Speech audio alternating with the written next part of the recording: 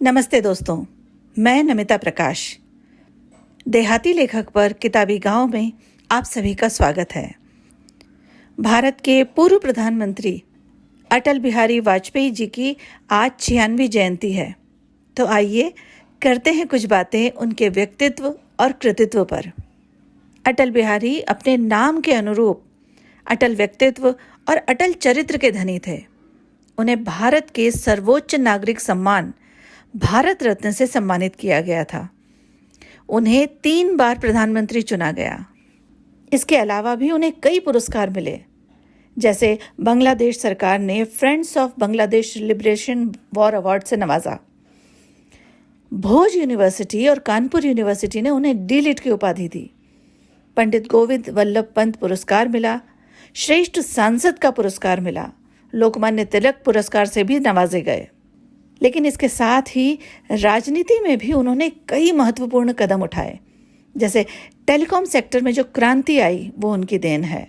सर्व शिक्षा अभियान यानी 14 वर्ष तक के बच्चों को मुफ्त शिक्षा, स्वर्णिम चतुर्भुज ग्राम सड़क योजना, कारगिल युद्ध में जो विजय हासिल हुई वो उनके ही राजनीतिक कार्यकाल के दौरान हुई। अटल बिहारी वाजपेयी राजनीति का एक ऐसा चेहरा रहे हैं जिनसे विरोधी भी प्रेम करते थे और उनका बेहद सम्मान करते थे। लेकिन इनके साथ साथ उनके सीने में एक कवि हृदय भी था, जो बेहद भावुक था, संवेदनशील था, लोगों के दुखों से, परेशानियों से विचलित हो जाता था, कराहता था, कुछ संदेश देना चाहता था, कुछ कहना चाहता था, लोगों को एकजुट रखना चाहता था। और ये सब उनकी लेखनी में झलकता है। तो आइए सुनाती हूँ अटल जी की लिखी कुछ ऐसी कविताएं जो बहुत कुछ कह जाती हैं।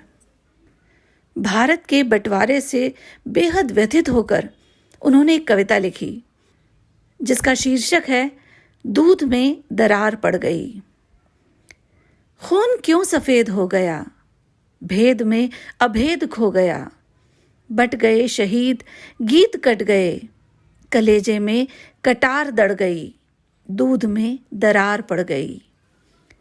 खेतों में बारूदी गंध, टूट गए नानक के छंद, सतलुज सहम उठी, व्यथित सी बितस्ता है, वसंत से बहार झड़ गई, दूध में दरार पड़ गई। अपनी ही छाया से बैर, गले लगने लगे हैं गैर, खुदकुशी का रास्ता, तुम्हें वतन का वास्ता, बात बनाए बिगड़ गई, दूध में दरार पड़ गई। एक और कविता जिसमें अटल जी की बेहद आशावादी सकारात्मक सोच परिलक्षित होती है। इस कविता का शीर्षक है पुनः चमकेगा दिनकर। आज़ादी का दिन मना, नई गुलामी बीच, सूखी धरती सूना अंबर, मन आंगन में कीच, मन आंगन में कीच, कमल सारे मुरझाए, एक एक कर बुझे दीप अंधियारे छाए। कह कैदी कबीराए, न अपना जी छोटा कर, चीर निशा का वक्ष पुनः चमकेगा दिनकर, चीर निशा का वक्ष पुनः चमकेगा दिनकर। भारत ने आज़ादी की एक बहुत बड़ी कीमत चुकाई है, ये हम सब जानते हैं। अटल जी ने उस दौर को बहुत करीब से देखा है। आज़ादी के बाद भारत में जो कुछ भी उन्होंने देखा, उसका दर्द उन्होंने अपनी एक कविता में बयां किया है। इस कविता का शीर्षक है 15 अगस्त की पुकार। बहुत कुछ कहती, बहुतों को आईना दिखाती ये कविता 15 अगस्त की पुकार। 15 अगस्त का दिन कहता आज़ादी अभी अधूरी है, सपने सच होने बाकी हैं, रावी की शपथ न पूरी है, जिनकी लाशों पर पग धरकर आज़ादी भारत में आई, वे अब तक हैं खाना बदोश, गम की काली बदली छाई। कलकत्ते के फुटपाथों पर जो आंधी पानी सहते हैं, उनसे पूछो 15 अगस्त के बारे में क्या कहते हैं।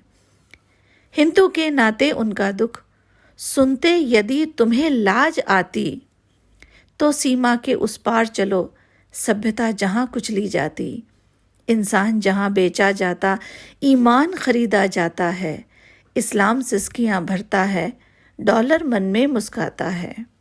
भूखों को गोली, नंगों को हथियार पिन्हाए जाते हैं, सूखे कंठों से जेहादी नारे लगवाए जाते हैं।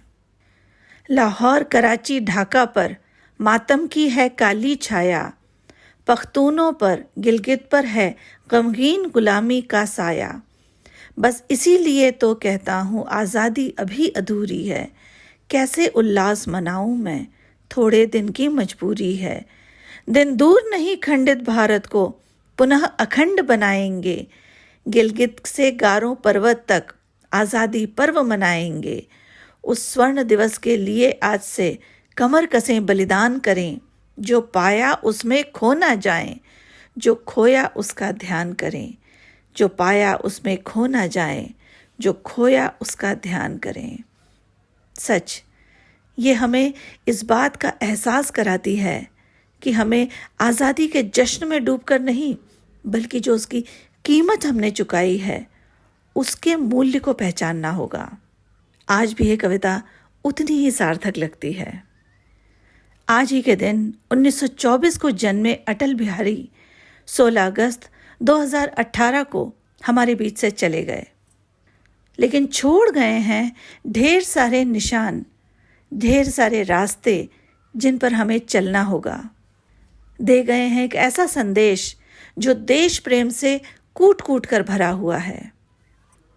तो ऐसे महापुरुष को देहाती लेखक अपनी विनम्र श्रद्धांजलि देता है। आपको हमारा ये कार्यक्रम कैसा लगा, हमें कमेंट बॉक्स में ज़रूर बताएं। आपके सुझाव और फरमाइश का हमें इंतज़ार रहेगा। मैं फिर आऊँगी किसी किताब, कहानी या किसी व्यक्तित्व को लेकर।